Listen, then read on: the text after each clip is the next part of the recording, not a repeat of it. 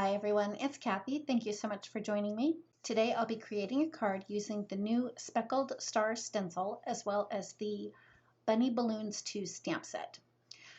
I started out by using some painter's tape to hold my cardstock to my stencil, and then I globbed a bunch of some transparent gloss texture paste at the top, and then I used my stencil pal to drag the texture paste down my cardstock. I had initially planned on doing some ink blending first and then use the transparent texture paste on top of that, but I forgot to do the ink blending and I decided that I was just gonna go with it to see what happened. And it turned out to be a very happy accident. Anyway, after I had my texture paste spread across my cardstock, I very carefully removed the stencil from my cardstock. And one thing to note is you do want to clean your tools and your stencil right away when using a texture paste so that it doesn't dry on your stencil or your tools. Now, because I forgot to do the ink blending before I did the texture paste stenciling, I set that panel aside and I did let it dry overnight because I had to kind of rethink my idea. And I was really hoping that this was going to work, and I was very pleasantly surprised that the texture paste resisted the ink when I started to do the ink blending. I decided to use 3 different shades of blue ink and randomly blended that around my card panel. I did do the ink blending twice to get the cardstock nice and saturated so that the inks would blend together, and I also wanted to add in a little bit of a deeper blue, particularly around the star in the center, so that it would really stand out nicely. Once I was done with the ink blending, I used a dry paper towel just to buff off that texture paste and pick up any of the excess ink. And by wiping off the excess ink, it really made the star and all those speckles stand out. I set that panel aside so that the ink could dry completely, and then I stamped this little bunny onto a piece of watercolor cardstock.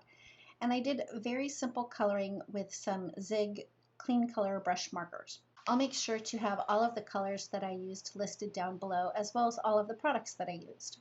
When it comes to watercoloring, I tend to use entirely too much water, but I had watched Lisa's video on her no-line coloring, and she had mentioned what a difference the blender pen had made for her, so I thought that I would give it a shot, and it definitely does make a difference.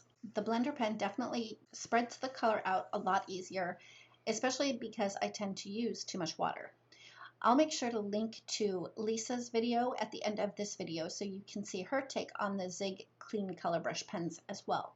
After I was done coloring the bunny, I did run it through my brother's scan cut to cut it out, and off camera I was kind of playing around with the layout and decided that the bunny needed another balloon. So I stamped the single balloon with the words "Wish Big" onto that scrap of watercolor cardstock and just colored it in really quickly.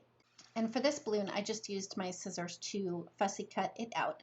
And when I did fussy cut it, I did cut right up against the stamped line so that there would be no white shadow. Now, when I had run the bunny through my brother's scan and cut, I did do an offset so there was that white shadow around it. To get rid of the white border, I just used one of the blue Zig brush pens to color in around it. And of course, because I did decide to add in a 3rd balloon, I had to trim off some of that excess border from the other 2 balloons so that there wasn't a blue border between the 2 that he's holding and the 3rd balloon that I added. I used liquid glue to adhere the big balloon to the bunny with the balloons. And then, of course, I had to add a whole bunch of foam tape on the back of my bunny. Once I had all of that release paper removed from my foam tape, I adhered that to the front of my stenciled and ink blended panel, which I had run through my die cut machine using the wavy pierced rectangle die. Once I was happy with the placement, I pressed him into place. I had also die cut a piece of yellow cardstock using the same wavy pierced rectangle die and used my tape runner to adhere my stenciled panel to that. And when I did adhere it, I offset it a little bit just so that the yellow shadow would be along the top and along the left-hand side. I adhered that to the front of a top folding A2 size note card. And then I used a white gel pen to add some dots in the areas where the image wasn't cut out, and I had to color it in blue just so that it looked a little bit more cohesive. And of course I had to add sparkle to the balloons, so I used my Wink of Stella glitter pen for that. And then I used a white gel pen just to add some highlights to the balloons. And that's it. That finishes up my card for today.